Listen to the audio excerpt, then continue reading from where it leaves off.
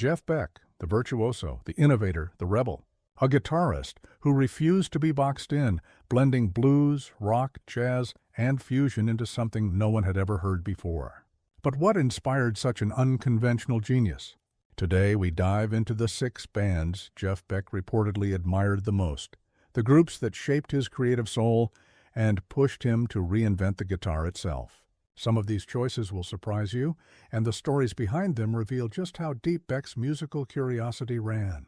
6. The Ventures. At number 6, The Ventures. The surf rock instrumentalists might seem like an odd choice for Beck, but he was fascinated by their stripped-down, guitar-driven sound. In the early 1960s, he discovered their hit Walk Don't Run and was stunned by how powerful instrumental music could be without a single lyric. Beck reportedly told friends, "These guys proved you don't need words to tell a story. Every note counts when there's nowhere to hide." The Ventures' reverb-soaked tones inspired Beck to experiment with space and melody in his own playing. While British bands were chasing American blues singers, Beck admired the Ventures' pure guitar conversation. He would later spend entire sessions trying to capture their signature sound. To Jeff Beck, this was proof that a guitar alone could carry the weight of a song. 5. Cream. At number 5, Cream, the power trio of Eric Clapton, Jack Bruce, and Ginger Baker. Beck and Clapton were often compared, and while there was respect, there was also rivalry. Beck reportedly felt Cream relied too much on sheer volume,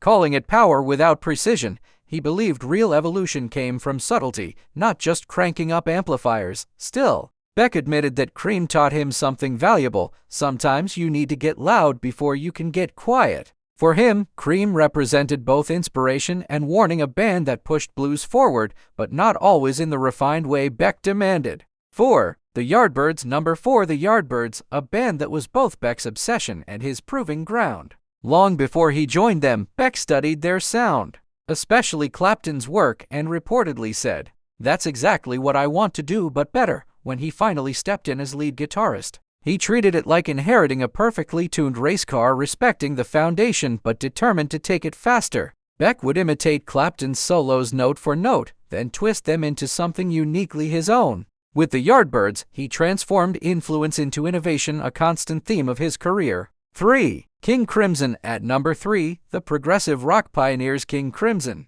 Their debut album In the Court of the Crimson King left Beck stunned. He reportedly said, "They took all the safety out of rock music. Every chord change feels like stepping off a cliff." Obsessed with their complex structures, Beck tried to learn Crimson's material in rehearsals, confusing his own bandmates. He even approached Robert Fripp about collaborating, but was politely rejected. The rejection only fueled Beck's determination to study theory more deeply. Crimson represented the kind of musical challenge he lived for, the kind that stretched rock into uncharted territory. 2. The Beatles. In second place, The Beatles. By the mid-60s, Beck wasn't just impressed with their songs, he was fascinated with their recording innovations. At a listening party for Revolver, he reportedly stayed until a.m. Grilling producer George Martin about their studio techniques. Beck admired how they layered sounds, used the studio as an instrument, and made guitars sound like orchestras. To him, the Beatles weren't just writing songs, they were building sonic architecture.